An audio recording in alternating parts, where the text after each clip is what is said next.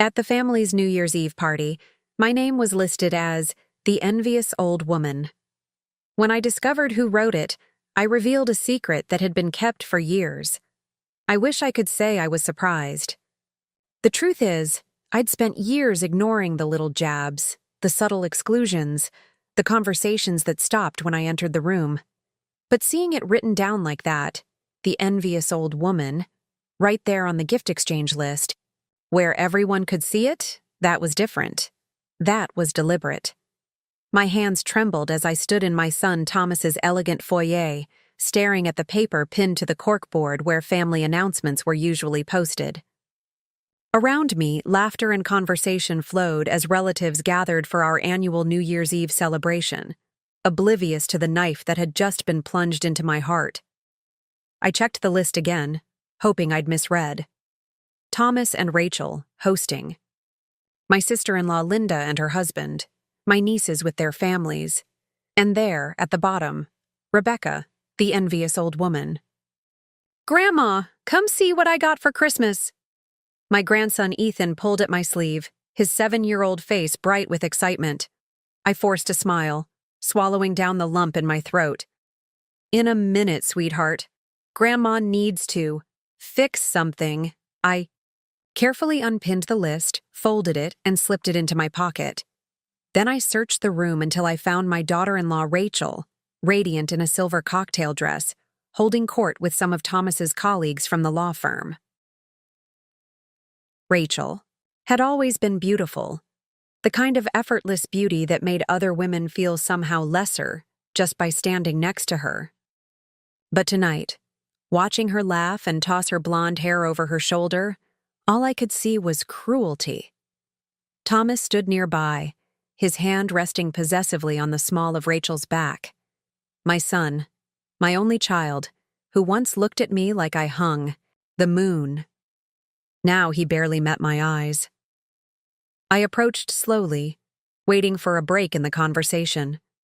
When Rachel spotted me, her smile tightened just slightly at the corners. "Rebecca! There you are. Everyone's been asking about you." Her voice dripped with honey, but there was a coldness in her eyes I'd grown accustomed to over the years. "I need to speak with you and Thomas," I said quietly. "In private." Thomas frowned. "Mom, we're in the middle of hosting. Can it wait?" "No," I said firmly. "It can't." 10 minutes later, we stood in Thomas's home office, the door closed against the party noise. I placed the folded list on the desk between us. "Would either of you like to explain this?" I asked. Rachel glanced at it dismissively. "It's just the gift exchange list. What about it?" "Read what you wrote next to my name." Thomas picked up the paper, his expression changing as he read it. "Rachel, did you write this?" She rolled her eyes. "It was just a joke, Thomas. Your mother knows I didn't mean anything by it." "A joke?" I repeated, my voice surprisingly steady despite the anger boiling inside me. "To publicly humiliate me in front of our entire family?" "Oh, please." Rachel crossed her arms. "Don't be so dramatic. No one even noticed." "I noticed." The words came out sharper than I intended. Thomas sighed, running a hand through his hair. A gesture so like his father it made my heart ache. "Mom, I'm sure Rachel didn't mean any harm. You know how her sense of humor can be. Always defending her, always taking her side. Did you know about this?" I asked him directly. His hesitation told me everything. "You did," I whispered. "You knew she wrote this, and you let her do it." Rachel snorted. "For God's sake, Rebecca. It's New Year's Eve. Can we not do this tonight? Some of us are trying to enjoy the party." Something in me snapped. 30 years of swallowed words, of turning the other cheek, of making excuses for their behavior.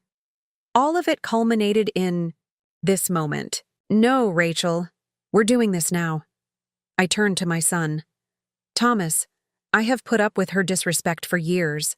I've watched you become someone I barely recognize. But this crosses a line. Mom? He started, but I cut him off. Do you know what I was doing when I was your age? I was working 2 jobs to make sure you had everything you needed after your father died. I was skipping meals so you could have new school clothes. I was. My voice broke. I was loving you more than I loved myself. Rachel rolled her eyes again. Here we go with the martyr routine. Thomas placed a warning hand on her arm. For once, he looked uncomfortable. Rachel, that's enough. No, it's not enough, I said, finding strength I didn't know I still had. I've spent years being treated like an inconvenience in my own family, but I won't spend another minute being actively ridiculed. I picked up my purse from the chair where I'd set it. The party's not over, Mom, Thomas said, suddenly looking concerned. Where are you going? I straightened my shoulders and looked him directly in the eyes. Home. To think about whether I want to continue being part of a family that treats me this way. The look of shock on his face was almost worth the pain of the night. Almost. As I walked out of the office, Rachel's dismissive voice followed me. She'll be back. Where else does she have to go? Little did she know, this was just the beginning. The secret I'd kept for 30 years was about to change everything. The drive home from Thomas's house that night was a blur of streetlights and tears. I gripped the steering wheel so tightly my knuckles turned white, trying to focus on the road while memories flooded back like a broken dam. I'd spent 30 years burying certain truths so deeply that sometimes I almost believed my own carefully constructed story. But that night, with the envious old woman still burning in my mind, I couldn't hide from them anymore. My apartment felt especially empty when I returned. It was small but comfortable, all I could afford after helping Thomas with the down payment on his first house. I'd told him it was from his college fund. Another lie in a lifetime of necessary deceptions. I made myself a cup of tea, my hands still trembling slightly, and sat at my kitchen table. The old photo album I rarely looked at anymore sat on the shelf across the room. I hesitated, then retrieved it, dust coating my fingertips. The first photo showed me at 25, holding baby Thomas. My face was thinner then, my smile genuine if exhausted. I traced the outline of the infant in my arms, remembering how tiny he had felt. My phone buzzed with a text from Thomas. Mom, come back to the party. You're making a scene by leaving. I turned the phone face down without replying. More photos. Thomas's first steps. His first day of kindergarten, clutching my hand so tightly I thought he might never let go.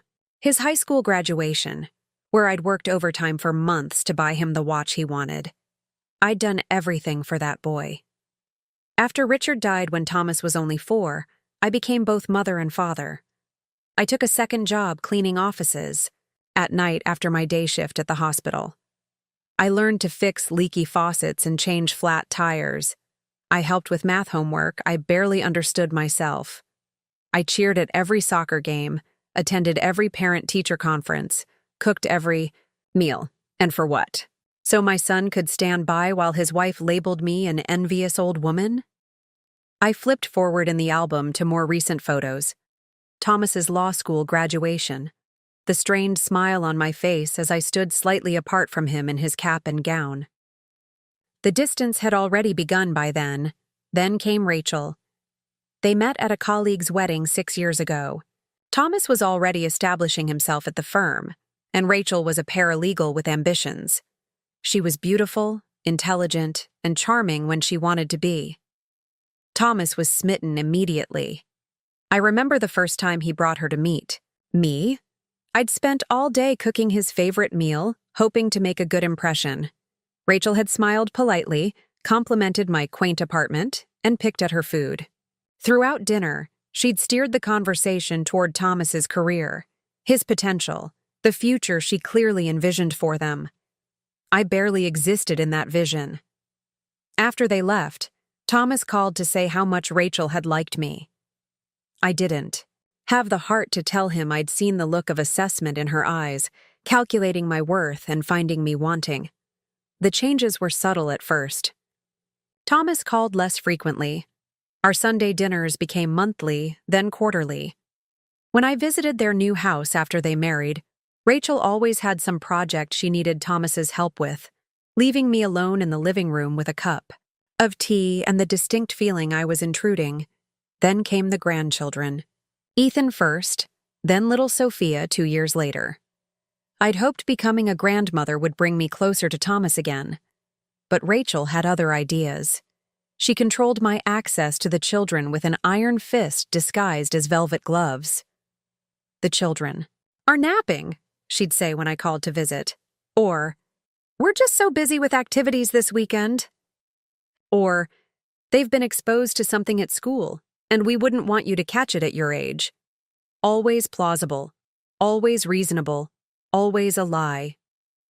When I did see the children, Rachel would hover, correcting my outdated childcare techniques, offering helpful suggestions about how grandmothers should behave.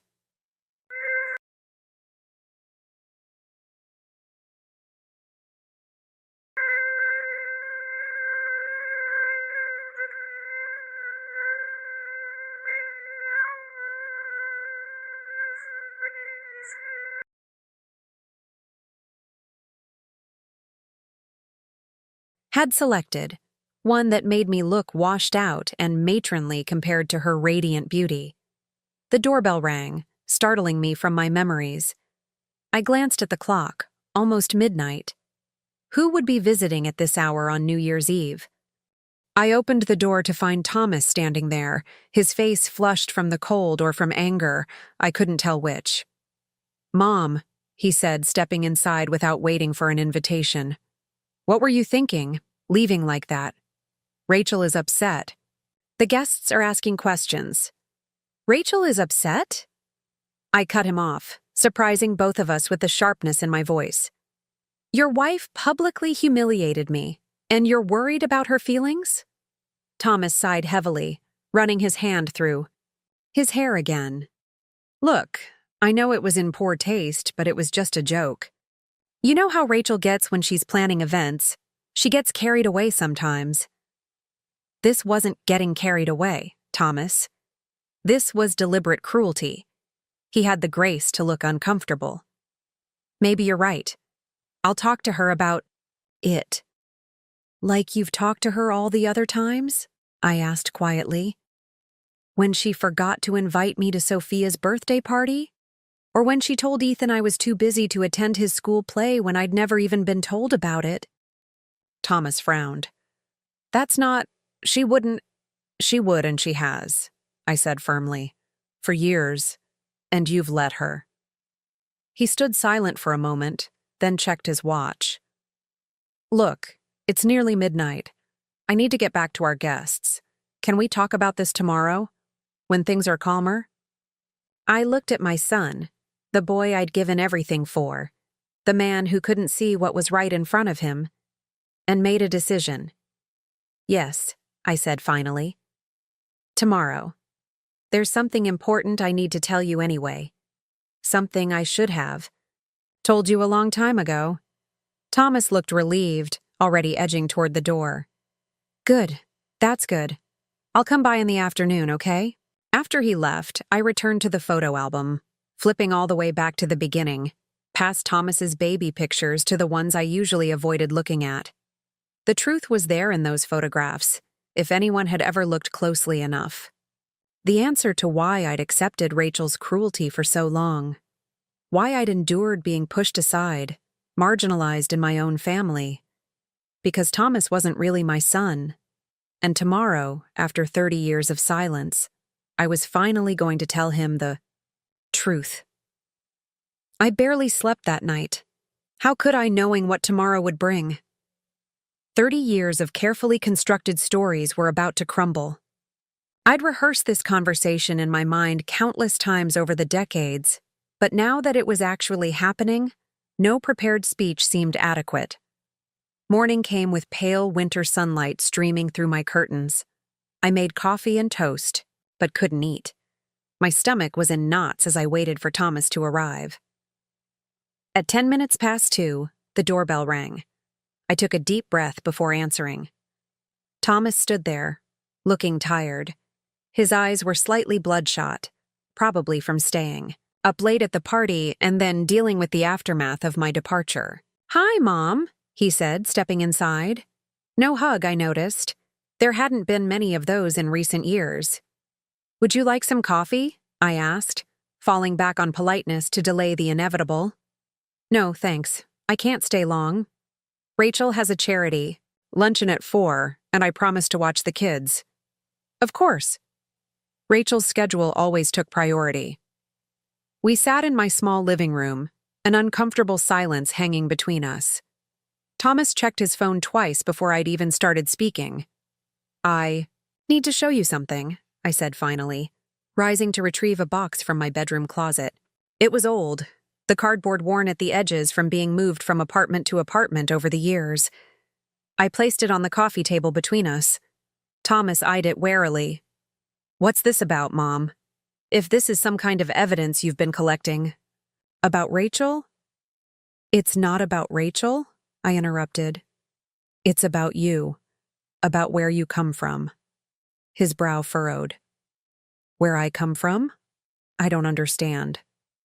With trembling fingers, I opened the box. Inside were documents I'd kept hidden for 3 decades. A birth certificate showing a different mother's name, letters, hospital records, and photographs I'd never displayed. "After your father died," I began, my voice steadier than I expected. "I was cleaning out his office when I found these hidden in a locked drawer of his desk." I handed him the birth certificate first. Thomas took it. Confusion etched across his face as he read. "This says my mother is Grace Harmon," he said slowly. "But that was Dad's secretary?" "Not just his secretary," I corrected gently. "She was also my sister." The color drained from Thomas's face. "What are you saying?" "Your father and Grace had an affair. When she got pregnant with you, they kept it secret. Your father didn't want to lose me and Grace. She wasn't ready to be a mother." Thomas shook his head in disbelief. "That's not possible. You're my mother. I have memories of you, of us. I raised you from the time you were 3 months old," I explained. "Grace died in a car accident when you were just a baby. Your father came to me, confessed everything, and asked me to raise you as my own. He was afraid of losing custody to Grace's parents, who never approved of her relationship with a married man." Thomas stood up abruptly, pacing the small confines of my living room. "This is insane. Why are you telling me this now? Is this some kind of revenge because you're upset about Rachel?" "No," I said firmly. "I've wanted to tell you many times over the years, but your father made me promise to keep it secret. He said, it would only hurt you to know." "So what changed?" Thomas demanded, his voice rising. "Why now?" I took a deep breath. "Because I've spent 30 years living with this secret, Thomas. 30 years of guilt every time you thanked me for being such a good mother. 30 years of feeling like I had to earn my place in your life." I gestured toward the box. "There are more documents in there. Letters Grace wrote to your father. Photos of her holding you as a newborn. Hospital records from your birth." Thomas stared at the box as if it might bite him. "I don't believe this." "You have your Aunt Grace's eyes," I said softly. "I used to look at you sometimes and see her looking back at me. It broke my heart and healed it at the same time." He picked up one of the photographs. Grace cradling a newborn, her face radiant despite her exhaustion.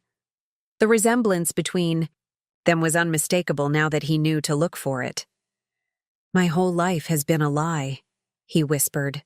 "No," I insisted, reaching for his hand. He pulled away. "Your life has been real. Your childhood, your accomplishments, your family, all real. I loved you from the moment your father placed you in my arms. I have always loved you as my own." Thomas looked at me with new eyes, searching for something. Recognition, perhaps, or some physical similarity that would disprove what I was telling him. "Does Rachel know?" The question surprised me. No. No one knows except me. And your father, of course, before he died. Thomas gathered the documents, stuffing them back into the box with shaking hands. I need time to process this. I need to think. I understand, I said, though my heart was breaking all over again. Take all the time you need. He stood, box clutched to his chest. Why didn't you tell me before? I had a right to know. Yes, you did, I acknowledged. But I was afraid of losing you, and your father made me promise. My father, Thomas repeated, as if testing the word. The man who cheated on you with your own sister and then asked you to raise his illegitimate child. I winced at the harshness in his voice. Richard made terrible mistakes, but he loved you. And so did I. So do I. Thomas moved toward the ejector, pausing with his hand on the knob. I need to go. Will you call me? I asked, hating how small my voice sounded. When you're ready to talk? He didn't answer. The door closed behind him with a soft click that felt more final than a slam. I sank onto the couch, suddenly exhausted. The secret that had lived inside me for 3 decades was finally free. But instead of relief, I felt only emptiness and fear. What if Thomas never forgave me for keeping this from him? What if I'd just destroyed what little relationship we had left? I picked up the photo that had fallen from the box, one of Grace holding baby Thomas, and traced her face with my fingertip. I kept my promise, I whispered to my long-dead sister. I raised him as my own. I loved him enough for both of us. But as the afternoon shadows lengthened across my empty apartment, I wondered if love had ever been enough. 3 days passed without a word from Thomas. I called once and left a voicemail that went unanswered. I sent a text asking if he was okay. Nothing. The silence was deafening. I tried to go about my normal routine, volunteering at the library on Tuesday, book club on Wednesday. But my mind was elsewhere. Had I made a terrible mistake? Should I have kept the secret buried, taken it with me to my grave as Richard had intended? On Thursday evening, as I was preparing a simple dinner for myself, the doorbell rang. My heart leaped to my throat. Thomas? But when I opened the door, I found Rachel standing there instead. She looked immaculate as always. Not a hair out of place, designer coat perfectly tailored, makeup flawless despite the January chill. But her eyes were cold with fury. What? Have you done? She demanded, pushing past me into the apartment without waiting for an invitation. I closed the door slowly, steeling myself. Hello, Rachel. Don't hello, Rachel me. She spun around, her expensive perfume filling my small living room. Thomas has barely spoken since New Year's. He's sleeping in the guest room. He won't tell me what's wrong, but I know it has something to do with you. I moved toward the kitchen. Would you like some tea? I don't want tea. I want answers. Her voice rose sharply. What did you tell him? Some lie about me to drive a wedge between us? I filled the kettle anyway, needing something to do with my hands. I told him the truth about something that's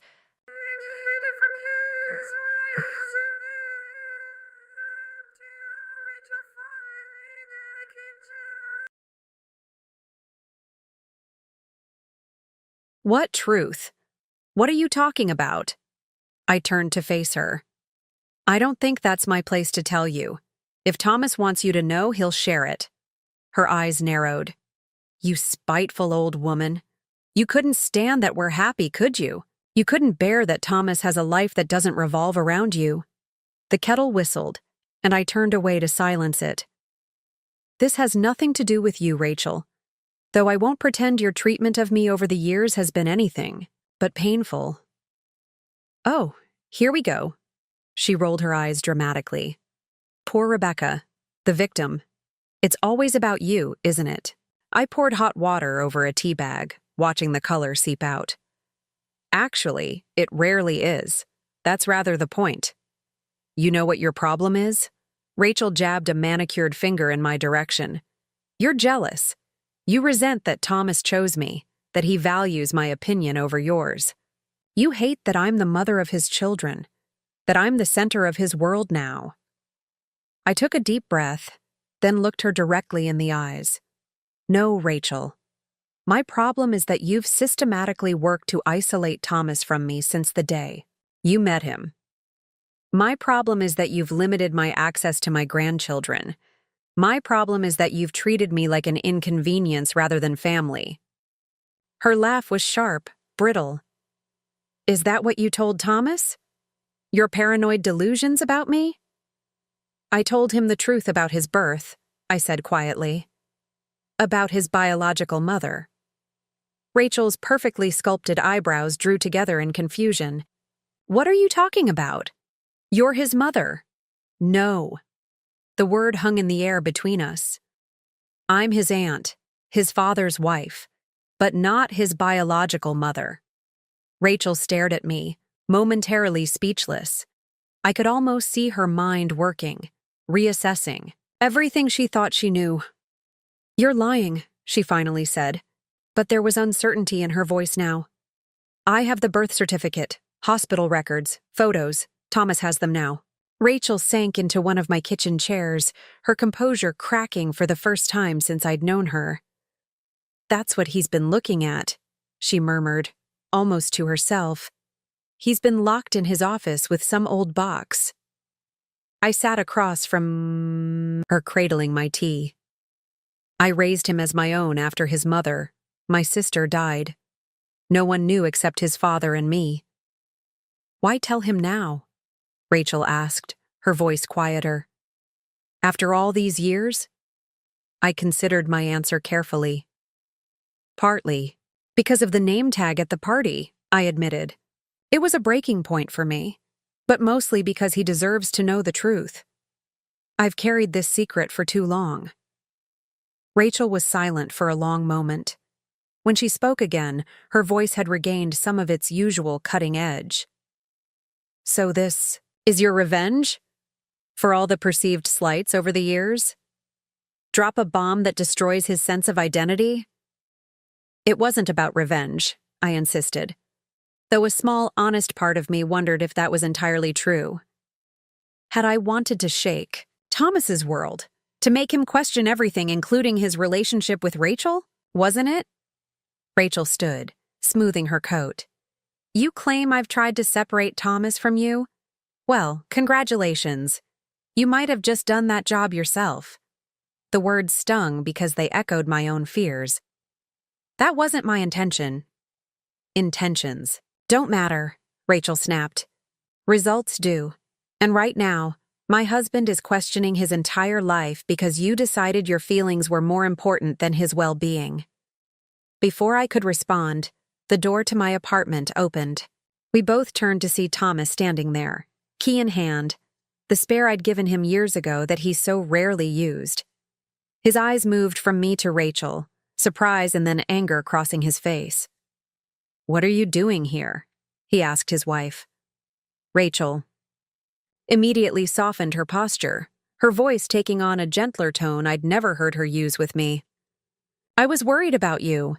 You've been so distant, and I thought maybe Rebecca could help me understand what's wrong. Thomas's expression hardened. So you came here behind my back? Did she tell you? He cut her off, gesturing toward me. Rachel hesitated. About your birth mother? Yes. Thomas's jaw tightened. That wasn't her story to tell. I agree, Rachel said quickly. It was completely inappropriate of her to— I'm not finished, Thomas interrupted. Mom, Rebecca, shouldn't have told you. That should have been my decision. But she also shouldn't have kept this from me for 30 years. I flinched at the correction of Mom to Rebecca.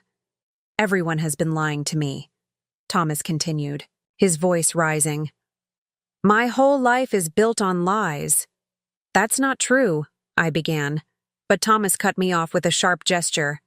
Isn't it? You're not my mother. The man I thought was my father cheated on you with your sister, and you— He turned to Rachel. You've been working to keep me away from the woman who raised me. Rachel's eyes widened. What are you talking about? I found your texts, Thomas said flatly. To your sister, bragging about how you've been managing the mother-in-law problem, laughing about excluding her from family events. The color drained from Rachel's face. Thomas, it was just venting. You know how challenging Rebecca can be sometimes. No, Rachel, I don't know that.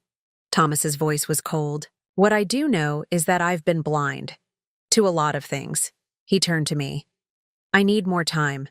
I have questions, but I'm not ready to ask them yet. I nodded, not trusting myself to speak. Thomas moved toward the door, then paused. Don't come home tonight, he said to Rachel, not looking at her. I need space to think. My mother. He hesitated over the word, but continued. Rebecca isn't the only one who's been keeping secrets. The door closed behind him, leaving Rachel and me in stunned silence. Rachel recovered first, her shock transforming back into anger as she gathered her purse. This isn't over, she said, her voice low and threatening. You've ruined everything. She stormed out, slamming the door behind her. I couldn't help but think she was right. I had ruined everything.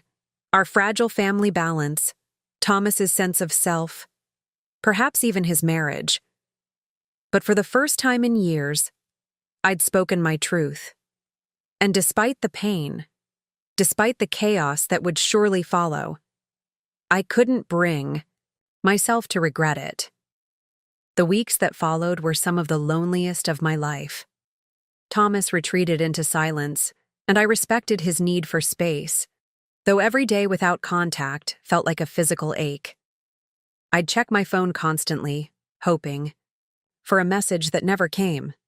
January turned to February, bringing with it gray skies and bitter winds that matched my mood. I kept to my routines, volunteering, book club, my part-time job at the library, but moved through them like a ghost, present but not really there. My friend Diane from book club noticed. You haven't been yourself lately, she observed over coffee one afternoon. Is everything all right? I hesitated, then gave her the simplified version. Family troubles. My son and I are going through something difficult. She nodded sympathetically. My daughter didn't speak to me for 6 months after her divorce. I thought my heart would break, but she came around eventually. I hope Thomas does too, I said softly. Give him time, Diane advised. Men process things differently than we do. Time. It seemed that's all I had these days, empty hours to fill with regrets and what-ifs. I'd catch myself staring at the phone, willing it to ring, or looking at old photographs, trying to see what Thomas might now see, the truth hidden in plain sight. I wondered about my grandchildren. Did they ask about me? Did Thomas tell them anything? I missed Ethan's gap-toothed grin and Sophia's solemn questions about everything. I even found myself missing the chaos of family dinners, strained as they often were. Valentine's Day came and went. I sent cards to Ethan and Sophia as I always did, but received no acknowledgement.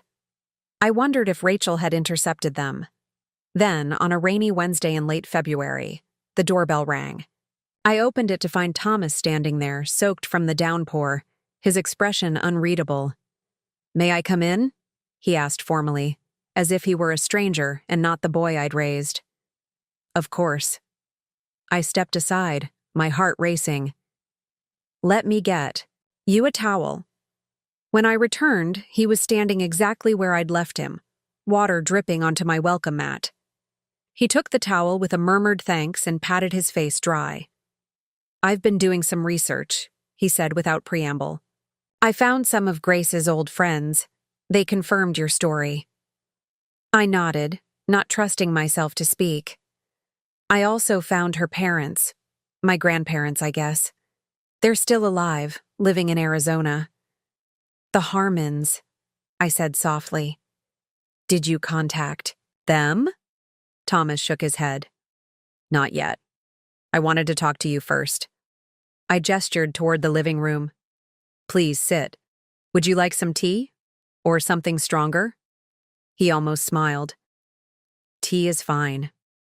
While I prepared it, I could hear him moving around the living room, looking at the photographs on the walls. When I returned with 2 steaming mugs, he was holding a framed picture of himself at about 8 years old, gap-toothed and grinning in a Little League uniform. I remember this day, he said. I struck out 3 times and missed an easy catch. I was so upset on the ride home. You were convinced you'd let everyone down, I recalled.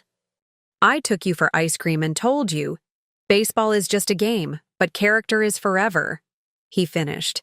And then you made me list 3 things I did well that day, even if they weren't about baseball. I smiled at the memory.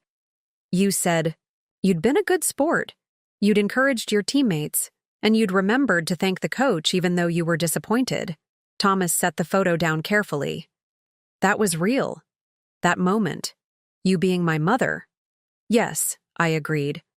It was. He took the mug I offered and sat on the couch, looking more tired than a man in his 30s should. Rachel and I are separating. The news shouldn't have surprised me, but it did. I'm sorry. Thomas laughed, a short, humorless sound. Are you? Yes, I said honestly. I never wanted to cause you pain. It wasn't just about this, he gestured, vaguely, encompassing the revelation of his birth. We've been having problems for a while. I just didn't want to see them. He took a sip of tea before continuing.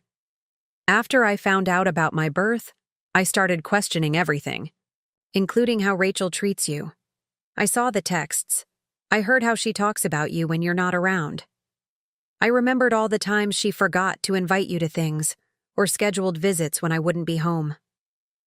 I remained silent, letting him work through his thoughts. She always had a reasonable explanation, he continued, and I believed her because it was easier than confronting the alternative, that my wife was deliberately isolating me from my mother. Thomas, no, let me finish. He set his mug down firmly. I've had a lot of time to think these past weeks. About you, about Dad, about Grace, about the choices you all made. I braced myself for his anger, his judgment. What you did, raising me as your own after what Dad and Grace did to you, that was extraordinary, he said instead. I'm not sure I could have done the same. Tears sprang to my eyes, unexpected and hot. You were just a baby, I whispered. None of it was your fault. And none of it was yours either, Thomas said firmly. But you took on the responsibility anyway. You gave up your chance to have biological children because Dad didn't want more kids. You sacrificed your career to work 2 jobs so I could have opportunities. You did all that for a child who wasn't even yours by birth. You were mine in every way that matters, I managed, my voice thick with emotion. Thomas was quiet for a moment. I'm still angry, he admitted.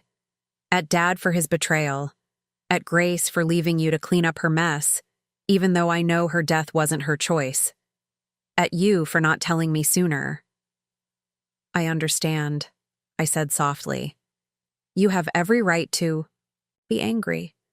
But I'm also grateful, he continued, for the life you gave me, for the love you showed me, even when I didn't deserve it. My tears spilled over then, and I didn't try to hide them. You always deserved it. Always. Thomas reached out hesitantly and took my hand. It was the first physical contact we'd had in weeks, and I clung to it like a lifeline. I don't know what happens next, he said. With Rachel, with us, with any of it. But I do know that I don't want to lose you. Again. You won't, I promised. I'm right here. We sat in silence for a while, the sound of rain against the windows, filling the space between us. It wasn't a perfect reconciliation. Too much had happened for that, but it was a beginning. As Thomas prepared to leave, he paused at the door. "The kids miss you," he said, "especially Ethan. He keeps asking when he can see Grandma." Grandma. The word had never sounded so sweet. "Any time," I said, my heart feeling lighter than it had in years. "I'm always here for them. And for you." Thomas nodded. "I know, you always have been." He hesitated, then added, "Mom." It was just one word, but it meant everything. 1 year later, I stood in my kitchen arranging cookies on a platter while Sophia chatted away at the table, her hands busy, with colored paper and glitter. "Do you think Daddy will like his birthday card?" she asked, holding up her creation for inspection. "He'll love it," I assured her, "especially that part." I pointed to the glittery stick figure family she'd drawn in the corner. "That's me, and Ethan, and Daddy, and you, Grandma," she explained. "And that's our dog Oscar, and that's Ms. Jasmine." I smiled at the mention of Thomas's new girlfriend. Jasmine had come into his life 6 months ago, a fellow attorney with a warm laugh and kind eyes. Unlike Rachel, she treated me with genuine respect from the start, asking about my life and actually listening to my answers. "Ms. Jasmine is very pretty," I agreed, placing the last cookie on the platter. "She's nice too," Sophia said, returning to her artwork. "She lets me help when she cooks, even if I make a mess." From the living room came the sounds of Ethan and Thomas setting up the new board game I'd bought for family game night, a weekly tradition we'd started 3 months ago. The sound of their laughter warmed me more than the summer sunshine streaming through my kitchen window. So much had changed. In a year, Thomas and Rachel's separation had become a divorce, bitter and contentious at first, but eventually settled with a custody arrangement that gave Thomas the children half the time. Rachel had moved to Chicago for a new job, which meant the kids spent school years with Thomas and summers with her. Thomas had moved out of the large house he'd shared with Rachel and bought a smaller one closer to me. It wasn't perfect. The roof needed work and the backyard was little more than a patch of grass, but it felt more like a home than the showcase he'd lived in before. And me? I'd changed too. After 30 years of playing a role, the mother who wasn't really a mother, the inconvenient family member to be tolerated but not included, I was finally just being myself. Rebecca, grandmother, mother by choice if not by birth, a woman with her own interests and opinions and value. I'd even started dating again, cautiously. Just coffee dates so far with a kind widower named Paul who I'd met at the library. Thomas had been surprised at first, then supportive. "You deserve to be happy, Mom," he'd said. The words had brought tears to my eyes. "Grandma, can I lick the spoon?" Ethan dashed into the kitchen, eyeing the chocolate frosting bowl. "Of course you can." I handed it to him with a wink. "It's the chef's privilege." Thomas appeared in the doorway, watching us with a small smile. "Need any help in here?" "We're almost done," I assured him. "Just finishing up the frosting for your cake?" He came to stand beside me, reaching over to swipe a finger through the frosting. I swatted his hand playfully. "Wait your turn, Mom," he said, his tone suddenly serious. "There's something I've been meaning to tell you." My heart stuttered. Even after a year of healing, I still braced for rejection whenever his voice took on that tone. "I contacted Grace's parents," he said quietly. "My other grandparents." I set the frosting bowl down carefully. "I see. How did that go?" "Better than I expected. They're in their 80s now, but still sharp. They told me about Grace, what she was like as a child, her favorite books, how she loved photography." "She did?" I confirmed, memories of my sister flooding back. "She always had a camera in her hands. They showed me her photos. She was talented." I nodded, not trusting myself to speak. Grace had been talented in many ways, smarter than me, more beautiful, more confident. It had been easy to understand why Richard had fallen for her. "They asked about you," Thomas continued. "They remembered you from family gatherings years ago. They wanted to know if you were still in my life." "What did you tell them?" I asked, my voice barely above a whisper. Thomas placed his hand over mine. "I told them the truth. That you've been my mother in every way that matters. That you gave up everything to raise me. That I couldn't have asked for a better mom." Tears stung my eyes. "You said that?" "I did. And I meant it." He squeezed my hand. "But that's not all. They want to meet you." "Me?" I echoed, surprised. "Yes. They said they've always been grateful to you for giving me the love and stability that Grace couldn't. They never reached out because Dad told them you wanted a clean break, to raise me as your own without complications." Another of Richard's lies, I realized. So many deceptions over the years, all in the name of protecting his comfortable life. "They'd like to meet you," Thomas repeated. "If you're open to it?" I considered the idea. A year ago, it would have terrified me, meeting the parents of the woman whose child I'd raised, the sister whose betrayal had changed the course of my life. But now, I think I'd like that, I said finally. "They're part of your history, and yours is mine." Thomas smiled, relief evident in his expression. "Good. I hoped you'd say that." From the other room, Ethan called out, "Dad, Grandma, are we playing?" "Or what?" "Coming," Thomas called back. He turned to me. "Ready?" I looked around my kitchen, at Sophia happily creating art at the table, at the birthday cake waiting to be frosted, at my son standing beside me not because of obligation, but because he wanted to be there, and felt a contentment I'd never thought possible again. "More than ready," I replied. As we gathered around the living room table for the game, laughter and conversation flowing easily, I couldn't help but marvel at how life can change. A year ago, I'd stood in my son's foyer, staring at a cruel label someone had given me. The envious old woman. That moment of humiliation had led to this, a genuine connection with my son, a place of honor in my grandchildren's lives, and a sense of peace I'd never known before. The secret I'd kept for 30 years, the truth I'd finally revealed, hadn't destroyed us after all. It had set us free. Later, as Thomas blew out the candles on his cake, Sophia on his lap and Ethan cheering beside him, he caught my eye across the table and mouthed 2 simple words. "Thank you." I smiled back, my heart full. The past year had taught me that family isn't always defined by blood. Sometimes it's created through choice, through sacrifice, through forgiveness. Thomas wasn't my biological son, but he was my child in every way that mattered. I had chosen to be his mother 30 years ago, and every day since. And finally, after all these years, he had chosen me too.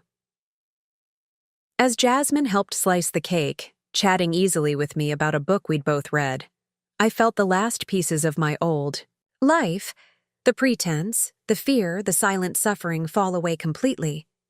"Make a wish, Daddy," Sophia urged as Thomas prepared to blow out his candles.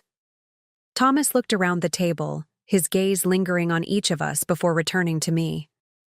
"I don't need to," he said softly. "I already have everything I could wish for." I knew then that the label Rachel had meant to hurt me with, the envious old woman, had lost all its power. There was nothing to envy when you already possessed what truly mattered: love, freely given and honestly received. That night, as I prepared for bed in my quiet apartment, I took out an old photo of Grace, the last one taken before her death. I'd kept it hidden for decades, too painful to look at, too important to throw away. "He turned out well," I told her image softly. "You would be proud of him." For the first time, I felt no bitterness as I looked at my sister's face. Only peace. The secret that had silenced a family for so long had finally been spoken aloud, and in its wake came not destruction, but healing. I placed the photo on my bedside table instead of returning it to its hiding place. Tomorrow, I'd buy a proper frame for it. It was time to bring all parts of our story into the light.